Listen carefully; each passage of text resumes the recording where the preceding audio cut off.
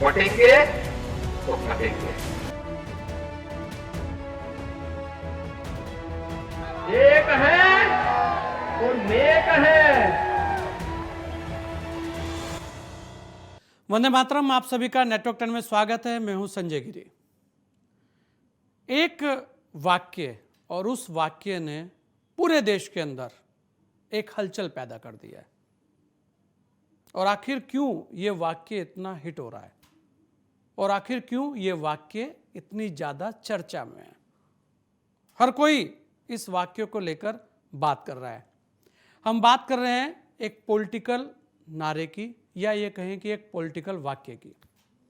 UP के CM Yogi Adityanath ने हरियाणा की एक चुनावी रैली में एक बयान दिया, एक भाषण दिया और उसके अंदर एक वाक्य था, बटेंगे तो कटेंगे, एक रहेंगे तो नेक रहेंगे।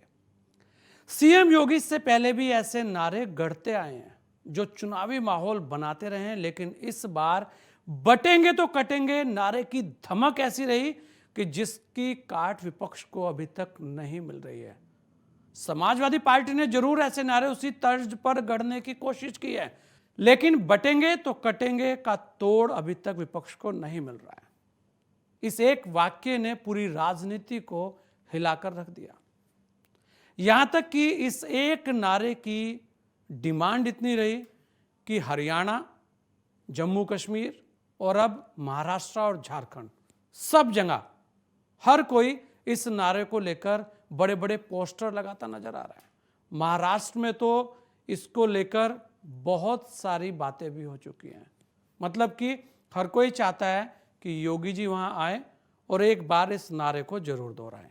इसके अलावा आज की तारीख में विपक्ष के पास इस नारे की कोई तोड़ भी नहीं दिख रही है। बाकी विपक्ष तो चुप है, लेकिन समाजवादी पार्टी के अखिलेश यादव जरूर इस पर बोलते नजर आते हैं। और अब एक और नई चीज है कि देश के अंदर तो ये नारा चल ही रहा था, कनाडा में भी इस नारे की धूम है।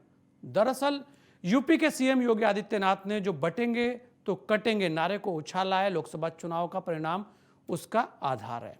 लोकसभा चुनाव से पहले कांग्रेस नेता राहुल गांधी ने कहा था कि बीजेपी सत्ता में आई तो संविधान बदल देगी, यानी उनका आरक्षण छीन लेगी। बीजेपी लोकसभा चुनाव में इसका कोई सटीक जवाब नहीं तलाश पाई थी, लेकिन इसके बाद बीजेपी ने हर संभव कोशिश की कि जातियों को जो बिखराव है उससे रोका जाए। यहां तक कि जातिगत जनगणना को लेकर भी खूब आवाज उठ रही थी। ऐसे में बहुत सारे बिखराव के चलते बीजेपी को लग रहा था कि शायद परिणाम अनुकूल ना रहे, और रहा भी, बहुत सारे परिणाम अनुकूल नहीं रहे। लोकसभा में मुस्लिम वोट जहां एक तरफ होकर कांग्रेस या सपा प्रत्याशियों के पक्ष में गया, वहीं दलित और पिछड़ी जातियों में वोटों का बिखराव रहा। सीएम योगी आदित्यनाथ ने सनातन को एकजुट करने के लिहाज से नारा दिया। मतलब कि यह नारा कब आया? लोकसभा चुनाव के बाद, जब ऐसा लगने लगा कि वास्तव में बीजेपी के पास विपक्ष के संविधान की काट नहीं मिल पा रही है, और साथ साथ एक जो बड़ा तनाव था, बड़ी चुनौती थी कि जातिगत जनगणना को लेकर। ऐसे में जैसे ही ये नारा आया, उसके बाद से सनातन धर्म की जो दिक्कतें हैं उनको लेकर बातें चल पड़ी। योगी आदित्यनाथ ने कहा, एक रहेंगे तो नेक रहेंगे, बटेंगे तो कटेंगे। और ये बात तब आई जब बांग्लादेश के अंदर हिंदुओं पर लगातार अत्याचार हो रहे थे। वहां की जो तस्वीरें आ रही थी उसे लेकर पूरे देश के अंदर गुस्सा था। ऐसे में जब ये बयान आया तो इसके मायने निकलने शुरू हो गए, और चुनाव के अंदर अब ये जो बयान है बड़ी तेजी के साथ अपना काम कर रहा है। विपक्ष के पास इस नारे की कोई काट नजर नहीं आ रही, और आए भी कैसे, क्योंकि विपक्ष तो पूरा का पूरा चुप है। केवल अखिलेश यादव को छोड़ दें तो विपक्ष में कोई भी इस पर बोलता नजर नहीं आता। या ये कहा जाए कि अखिलेश यादव इस वक्त विपक्ष का बड़ा चेहरा बन चुके हैं। सीएम योगी आदित्यनाथ बीजेपी के स्टार प्रचारक हैं, उनकी हर तरफ डिमांड है। उनके बटेंगे तो कटेंगे ने इंडिया गठबंधन को हैरान कर दिया, हिला दिया। हरियाणा की चुनावी रैली में कहा गया बटेंगे तो कटेंगे का नारा अब हर चुनाव में पहुंच गया है। महाराष्ट्र, झारखंड के चुनावी माहौल में भी बटेंगे तो कटेंगे का नारा हिट हो रहा है। इस नारे को इंडिया गठबंधन अपने सियासी रणनीति के अनुकूल नहीं मानता है। इंडिया गठबंधन का मानना है कि अगर हिंदू वोट एकजुट होता है तो इंडिया के सियासी हित में ठीक नहीं है। बटेंगे तो कटेंगे नारे की अवधारणा में सीएम योगी का एक तरीके का संदेश भी है कि जातियों को आपस में बंटना नहीं चाहिए। वो जब जब बटे हैं तो उनका नुकसान हुआ है। ये नारा आक्रामक है, लेकिन सीधे सीधे किसी विशेष समुदाय पर नहीं कहा गया है, लेकिन इसका आशय भी साफ समझ में आता है। अब ये नारा एक तरह से एनडीए का रणनीतिक नारा भी बन गया है, या ये कहें कि भारतीय जनता पार्टी का सबसे बड़ा हथियार ये नारा बन चुका है। इस नारे की धूम इतनी है कि महाराष्ट्र एनडीए के अंदर भी इसे लेकर थोड़ी उथल पुथल मची हुई है।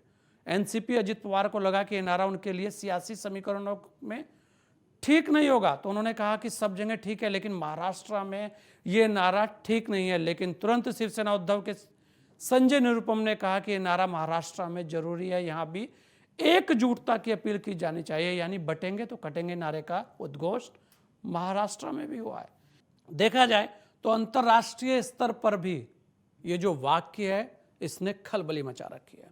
कनाडा में हिंदुओं ने एक साथ खड़े होकर कटेंगे तो बटेंगे का जयघोष किया, तो अमेरिका में रिपब्लिकन के समर्थन करते हुए भारतीयों ने भी इस नारे को दोहरा दिया है।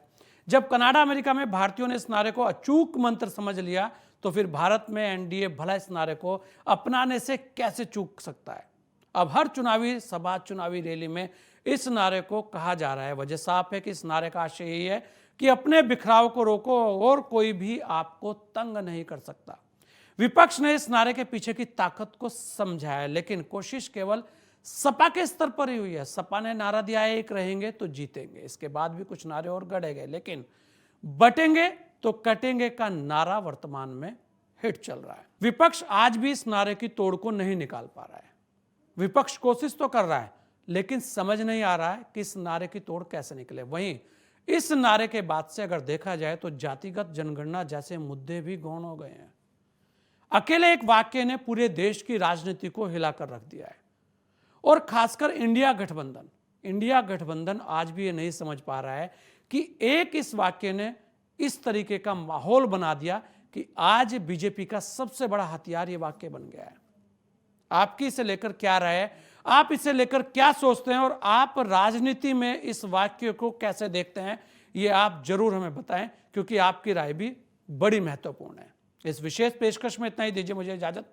जय हिंद। बटेंगे तो कटेंगे।